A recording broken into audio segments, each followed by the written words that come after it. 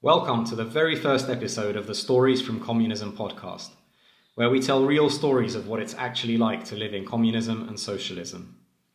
This podcast is created by Retalk, the non-woke social network. My very first guest is Dr. Philip Kiszely, a cultural historian and outspoken critic of woke culture. But more importantly, Philip's father took part in the revolution against the Soviets in Hungary in 1956. That revolution was crushed, so he had to flee Hungary, and he ended up settling in the UK as a refugee. Philip tells many interesting stories about his father, and also comments on the difference between Western and Eastern Europe today. I hope you enjoy it. Hi Philip, welcome to the very first episode of Stories from Communism. Thanks for doing this, especially as you're the first one. Thanks, Peter. It's lovely to do this from sunny Leeds here in the UK, and it's great to be the first one. Thanks for asking me. Great. I thought so. First of all, we can probably start by talking about your father, who I know left Hungary in 1956, and obviously that's a very significant year for Hungarians, and I think almost 180,000 Hungarians left in that year. So. Can you tell us about your father and what happened to him then? Yeah, was it 180,000? Wow. Yeah. He left, I think, right at the end of 1956, after the kind of troubles in late October and November, and got out of the country in a horse and cart, actually, in underneath hay bales. Quite a few of them did, to Austria, and then was a refugee in Italy for a couple of years, and then came to Britain, to Manchester in 1959. And it was literally a toss-up between the UK and the US, and it was, that was the kind of choice that people were making then. It was heads or tails. Where shall I go? Where shall I start a life? And he actually decided on coming to the UK because his brother was already here. He was a lot older than him, had been repatriated after the war. So he was a Hungarian who'd served in the German army, had to serve in the German army, and came to Britain. And there were quite a few Hungarians, Serbians, Croats, those kind of that Middle European and Eastern European Poles, who were already here by kind of 48, 49, 50, repatriated after the war. And so my father joined with the first wave, of the first major wave of immigration in the late 50s, and came here and met my mother in Manchester. So did he, I guess for context, so for people who don't know, in October 1956, there was an uprising against the Soviets in Hungary, and a lot of people who took part in that after that failed, and after the Soviets basically re-invaded Hungary, a lot of people left. So did he, did he take part in the revolution, or was he just afraid of what would happen with the country? No, he took part in the revolution. He was fighting in the streets and firing guns from windows in buildings. There's a story, actually, which, and it's a really simple story, but it really sums it up for me, what was going on at the time. Late 1956, he was walking down the street in Budapest, and he was accosted by some soldiers, and they threw him up against the wall, hands up. They put a gun to his head and pulled the trigger.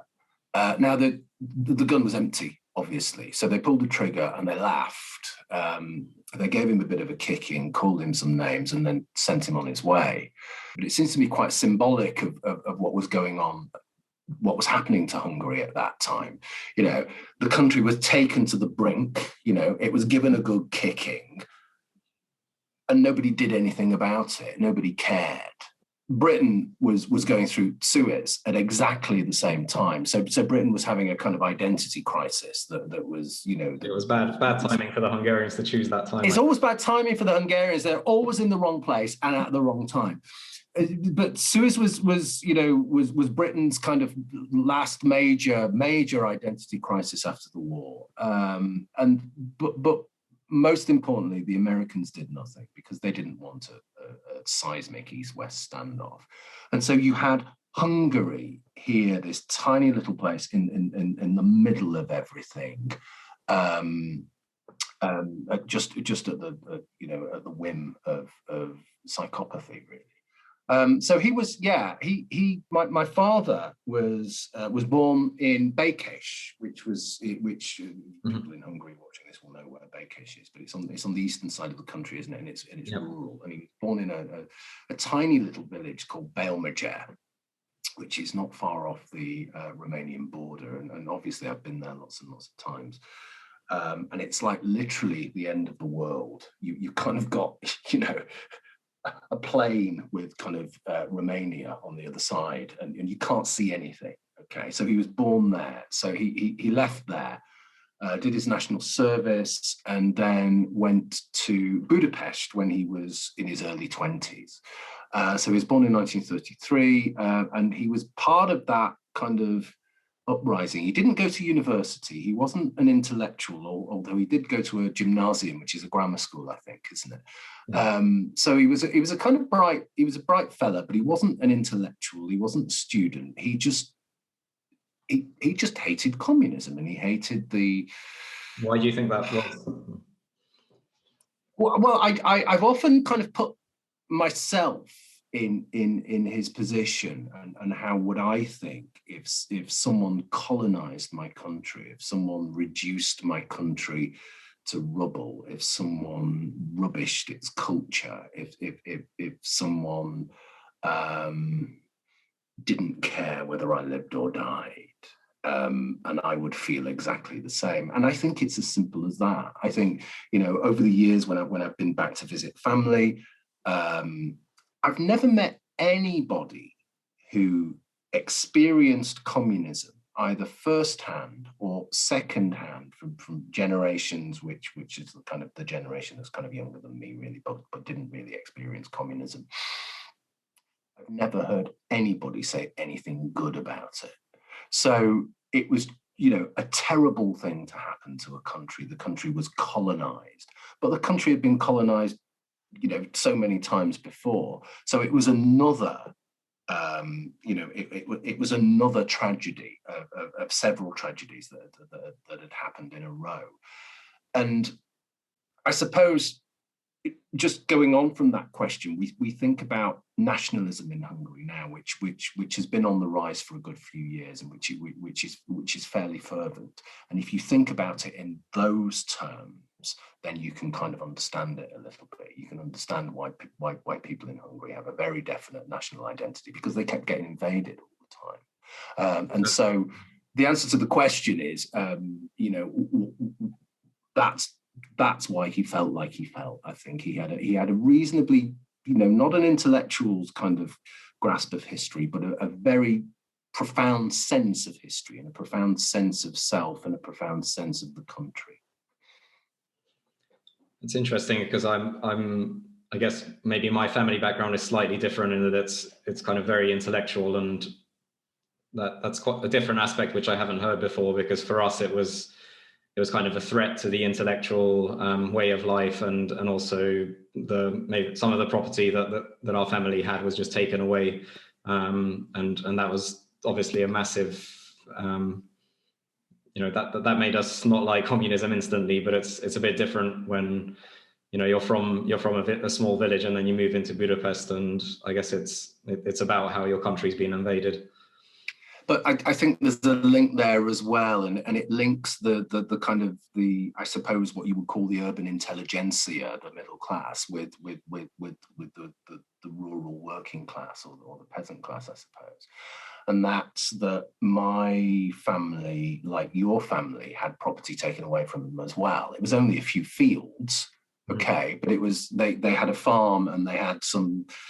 My grandfather worked incredibly hard all his life, and had a few fields and quite a thriving farm, and they took that little bit of land off him. Not only did they they take it off him. It was like the kulaks in Russia. They shamed him, and you know, they made sure that everybody knew that he had kind of bourgeois pretensions and that he was a threat to everybody and all of that kind of nonsense. And of course he wasn't. He just had a couple more fields than everybody else. But in a way, there's a real link there, isn't there? And it's the rape of the whole country. Yeah. You know, was that, did they take those fields away straight away? Because I know that with some people, they put these ridiculous production quotas on farmers, and then if you didn't meet them, then they kind of taxed you into having to give away your fields, I guess. I don't know if you know. The honest answer to that is I don't know. I guess bringing your current career into it, then how is that? I mean, how can you see the parallels? You could say that communism it was tried in the Soviet Union, but maybe that wasn't tried the right way, or it wasn't done the right way. Yeah, they always say that, don't they? Yeah, it's, you know, this genocide wasn't done the right way. We'll do it right next time. It's it's, you know, it's wherever and on whatever level it's tried, it just doesn't work. You know, it's even the most benign. So take Britain in the 1970s, for example, which was an experiment in kind of socialism primarily, and look what happened there. You know, to North Korea and China, you know, the full spectrum of how this thing works, it always ends in tears. And the terrible thing about it is that people don't ever accept that. You can give concrete evidence of the historical past and present, okay, and people either just keep quiet about it and don't say anything, or egregiously defend it on ludicrous terms. I mean, the current, you can give, oh God, you can give tons and tons of examples, but and I don't want to go away from Eastern Europe. Yeah. This is about Eastern Europe and Central Europe, and we're going to talk about that. But yeah, the current situation, just very quickly, in China, you know, at the moment with the Uyghur Muslims, you know, where are the left on that? Why aren't the left making a huge fuss about that? You know, there's genocide happening, but it's communist genocide. So somehow it's not as bad, and that's just appalling. It's just appalling. Yep. So maybe going back to sort of Eastern Europe. Then. I mean, sorry to jump in, but one of the things that I have touched on, just to come back to this Hungarian thing and come back to understanding what it is. The first time I went back to Hungary, which was about 1983, and I was about 12 going on 13, had a huge impact on me, because it was the first time I'd ever been abroad. Okay, and we travelled by car. Okay, so we set off from Manchester.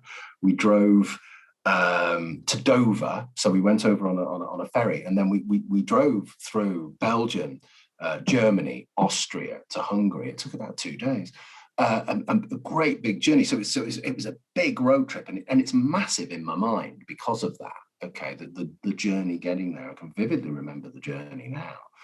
And the difference between East and West at that time, going over the border from Austria, which was not hugely different to Britain in lots of ways, really, you know, in terms of development, and then going into Hungary, which, you know, had 10 miles away from the border, had goats in the street, you know, was incredibly, you know, an eye-opener.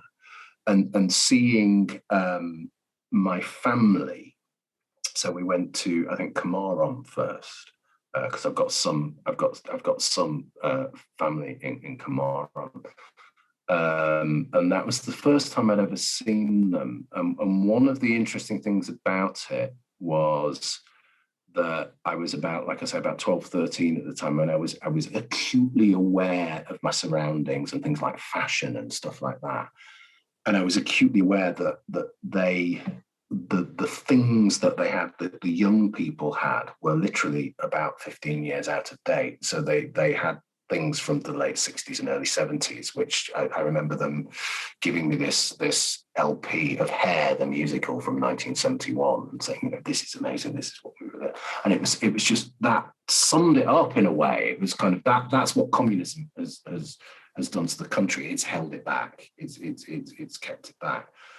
Imagine they were completely desperate for the sort of current fashions, and what's going on in the West is one of the most important questions in sort of a family like that. That was one of the things. The other thing as well was that they were just desperate for things. So we would always, in subsequent years, go back with jars of coffee and razor blades. So they never had any razor blades. So the guys, were you could see their faces just, This is the end of the 80s then? Or? This was the kind of mid to the end of the 80s, yeah. Tights, jeans, T-shirts, and all of that kind of thing. They just couldn't get anything. And I remember vividly going in where my father's sisters lived in a place called Vesta, which is in Bekesh. And it's almost like I remember thinking of it being almost like a frontier town, like the Wild West, so different from the UK, and just being there and seeing nothing in the shops, and seeing people who. One of the things that struck me, even when I was a teenager, was the unhappiness and the general discontent with the system, not with each other. There was lots of love, and people made their own culture and did their own things in their own houses, and they were very happy. But the discontent and hatred for the system manifested itself in various ways. So there was a lot of alcoholism, for example. Palinka, took some of my family, and the lack of opportunity for people, especially for people who were bright and wanted to get on and wanted to do things. There was just nothing there for them to do. And in the 80s, and in that first kind of visit I made there, I could see that, and it was obvious to me as a 12 or 13-year-old. It was that obvious.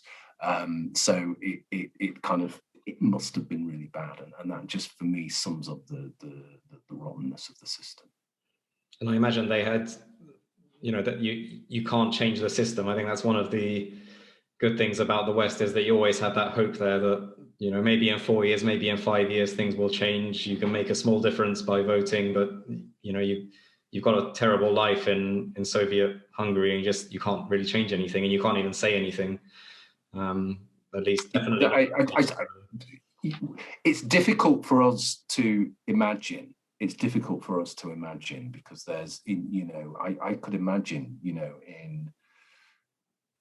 say in January when it's minus 25 in Vesta and there's nothing doing, it could be a pretty depressing place because there's no hope of change. One of the things that I can never understand is how that system is romanticized by the intelligentsia, which is the left-leaning intelligentsia in this country, because I think the idea that it's about equality of outcome and that there's this kind of flattening of everybody's experience and everybody's the same.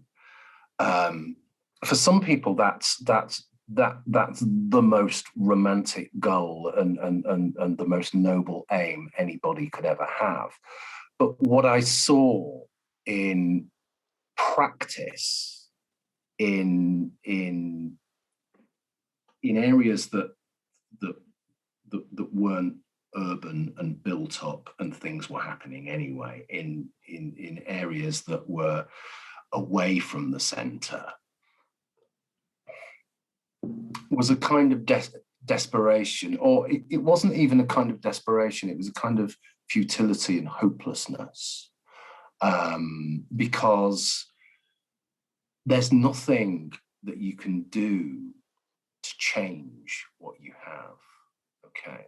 Now, it might be that you're completely okay with what you've got, and that you're not interested in kind of material goods and all the rest of it. And I don't think lots of people were. It isn't about that.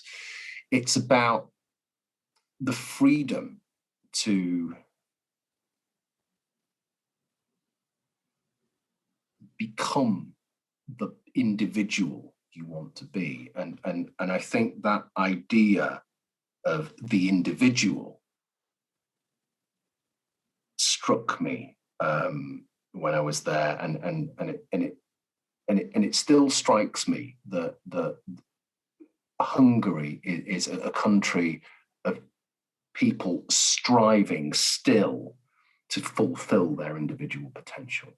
Okay. Well, I think there's, I guess, almost just to correct you, there was one way to get ahead, and that was always to comply with the system and join the party, and in which case, you had lots of possibilities, lots of riches potentially awaiting you.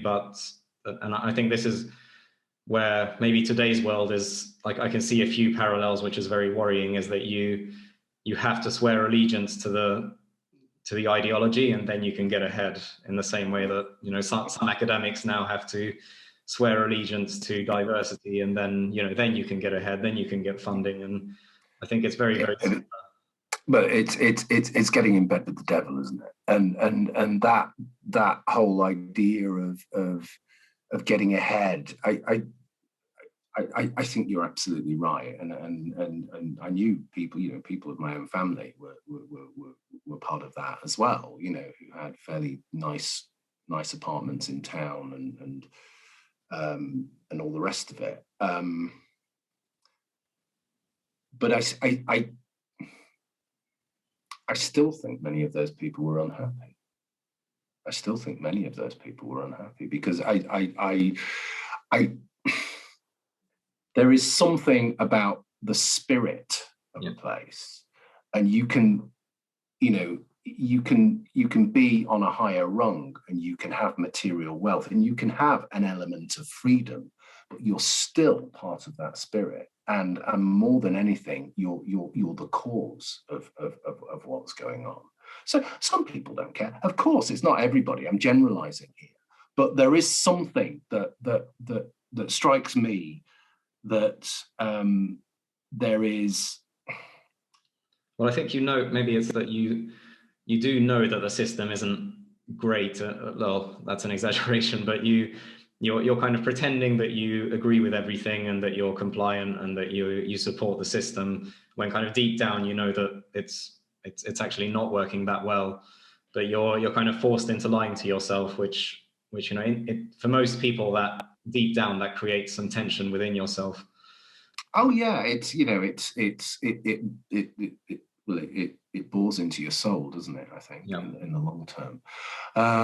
So I think that's the case. But I do come back to that point, and I've seen it. For me, Hungary is that. It's a country of individuals. It sounds. I talked about kind of the romantics on the left, didn't I? I'm being a romantic myself, but there is something about it, and I think that, ironically, that collective national identity is a way of achieving that, because it speaks to heritage, and it speaks to culture, and it's a very definite, straightforward tap into something that has always been tampered with, that's always been kind of suppressed. And the idea that people can look back and be kind of proud of their past and feel as though they are a collective of individuals under a national flag is something that I think, or just be grateful, resonates because of the particular context. And I don't want to, champion kind of rampant nationalism or anything like that, because that's not where I'm from. But I think there is something about national identity which is particularly important to Hungary because of the context and because of the place. Well, I certainly, if you just think through the history of 1,000 years of many empires trying to conquer us, and I'm still here for some reason. So at the least, I'm very, very grateful to all those people who have kind of defended the country. Yeah. I mean, I was in the last time I was in Budapest actually was about 8 or 9 years ago. And I remember kind of walking the streets and in both the old town and the new, and just kind of thinking, over the Danube, and thinking, what an incredible kind of major cultural capital and European center of European culture. So I was very proud of it myself, even though I'm very definitely one step removed from it. My mother's English, for example. And I was born and brought up here, but there's very definitely a part of me that is a Hungarian and is very very proud of that heritage, and that heritage, I think, has been instilled in me throughout the years, because it's something that people like my father and my uncle Yonshi, who came here, as I said earlier, in the late 40s, they cling on to it as well. So it's something that is there and that is very important. Well, part of the reason that I'd like to do this podcast is because I hope that there can be some influence or some counterweight to. It does seem to be that in the last few years, the left and the woke ideology in UK, US, but also most of the EU has just gotten stronger and stronger. And I'm sure they've got some things right, but they do need a counter voice to sort of challenge them. And maybe Eastern Europe can be that, who have had the experience of what it's like when you surrender everything to equality. I think there are a couple of things there. The West, and particularly the Anglosphere, the intellectual climate is dominated by guilt. Okay, and that is reinforced through school, through university, through the institutions generally, from the Church of England, through the civil service, to the army, to the universities, to all of those institutions. The idea that our past is somehow reprehensible, that we've never been a force for good in the world, that colonialism is this cancer in our past that needs to be kind of cut out and expunged, all of that kind of stuff. So that's where the West, and particularly the Anglosphere, comes from. The East has, or Central Europe, is about tragedy. Okay, I think that absolute kind of, that's the keynote of their experience. And so they take that tragedy and that kind of, that, what do I want to say? It informs their thought.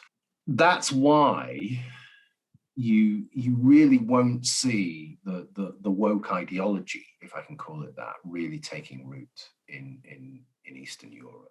Now, I'm holding myself hostage to fortune there. In 10 years' time, it'll all be crazy. But actually, I don't think it will be. I don't think it will be. I think that the past weighs too heavily, and I know people don't talk about it a lot. And we're talking about that people don't talk about the past the Eastern and Central European past. In the UK, we don't talk about it.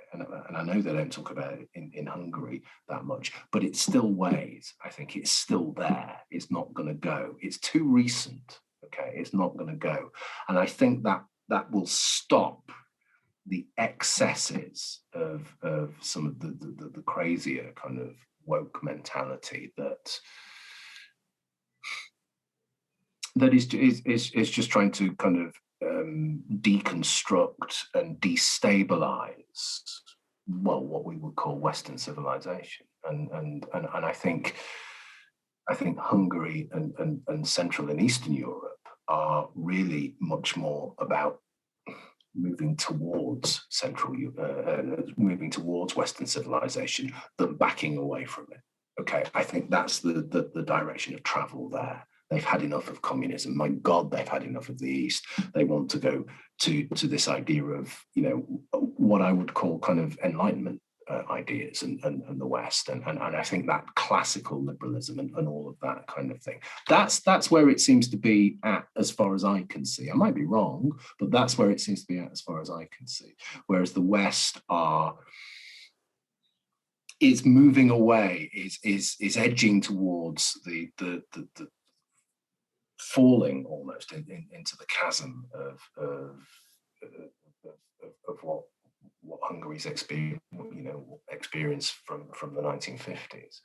Well, I think and the reason, there are lots of reasons why. Well, we've already talked about guilt, okay, but there's something else as well, and it's what I would call ennui. Okay, it's this sense of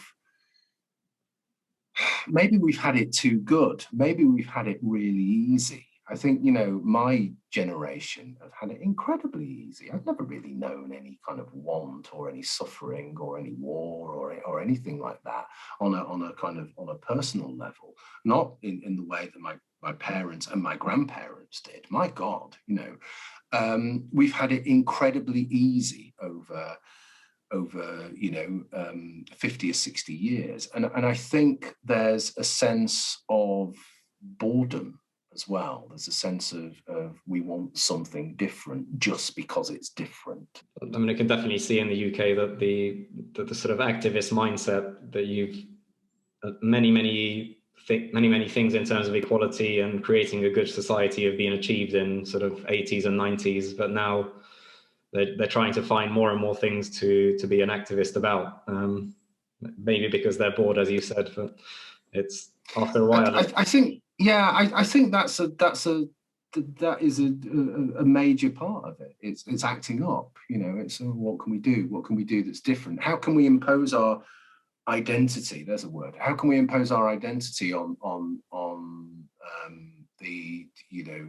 culture? How can we change things? What can we do? Because we're not hungry, we're not scared, we're not, you know, there's nothing. So let's kind of create some stuff and let's create havoc, because literally there's nothing else to do. I think there is something in that. It's not the only thing, and it's not to say that everybody who's involved in social justice or is involved in leftist politics is a bad actor. That's absolutely not the case. I'm not saying that. You know, there are some really genuinely virtuous people, but there are also some really misguided people and two really bad actors who just want to tear the whole thing up because it's Western culture and we hate it. So with what we talked about the different attitudes into Western Europe and Eastern Europe, how do you see over the next 10 or 20 years how Eastern Europe and Western Europe can develop culturally and economically? Do you see differences there?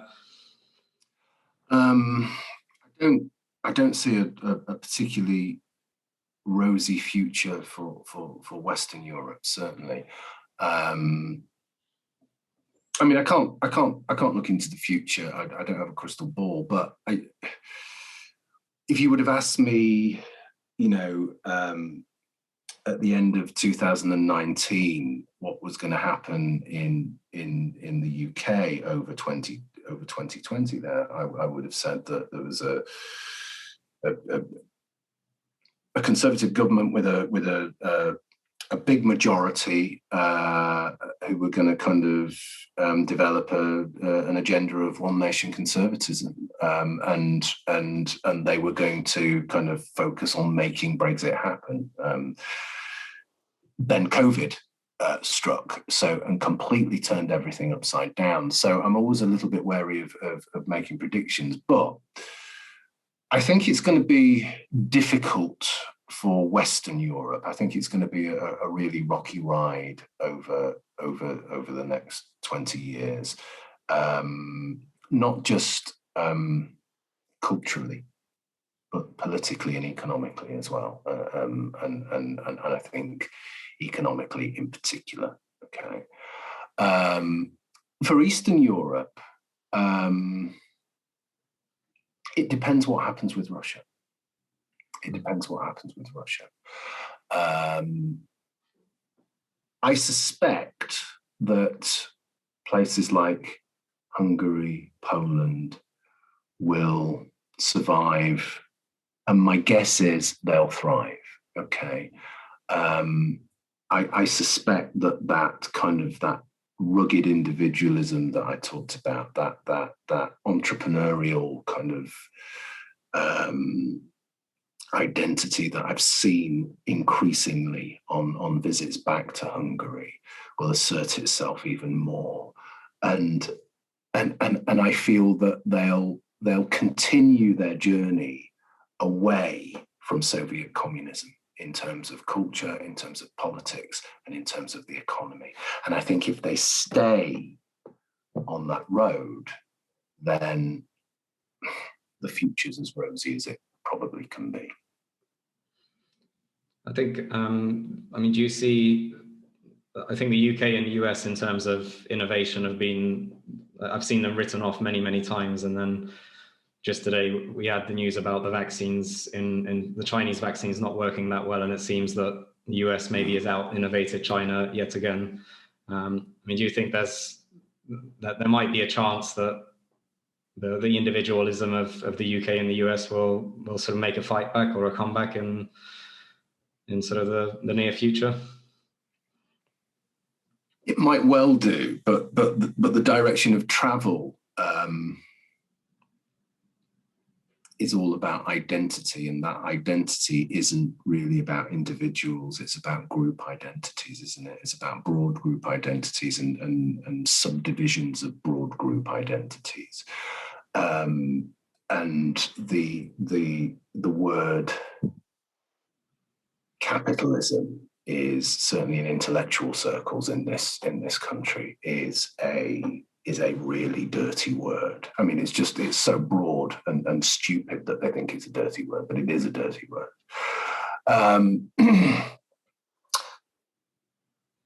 That's not to say that the intellectual classes and the Twitter classes will dictate terms, because as we've seen certainly over the last 10 years, when it comes to the ballot box, common sense seems to prevail. Okay, common sense seems to prevail, and there is something that holds people back from people like Jeremy Corbyn.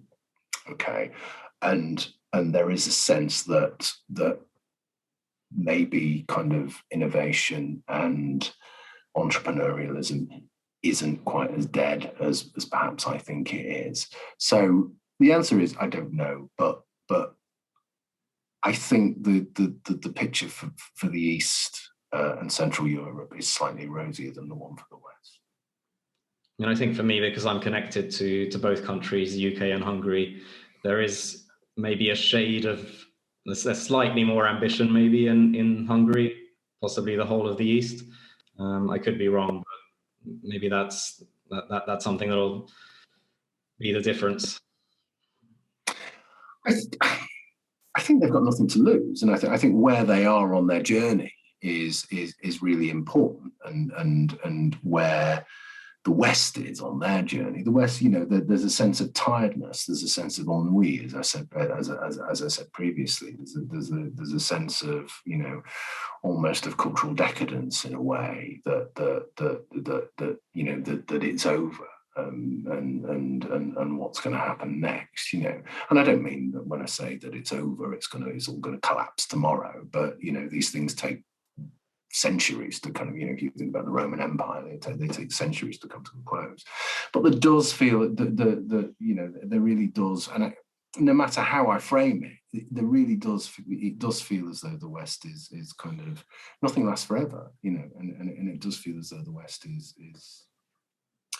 going downhill, you know, and I wouldn't begin to know how to stop that rot.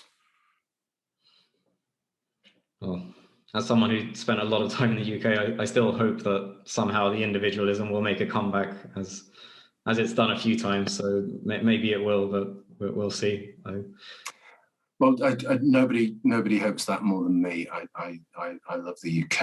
I love my country, and I love its culture. So hopefully it will. But you know, let's be realistic about scale and scope. Great. Well, I think that's a good place to wrap up. Thanks for. Okay. Thank you, Peter. It's been fantastic talking to you, and great to be involved with Retalk again. Yeah. Well, thank you for sharing the stories. They were very, very insightful. Thank you. Thanks.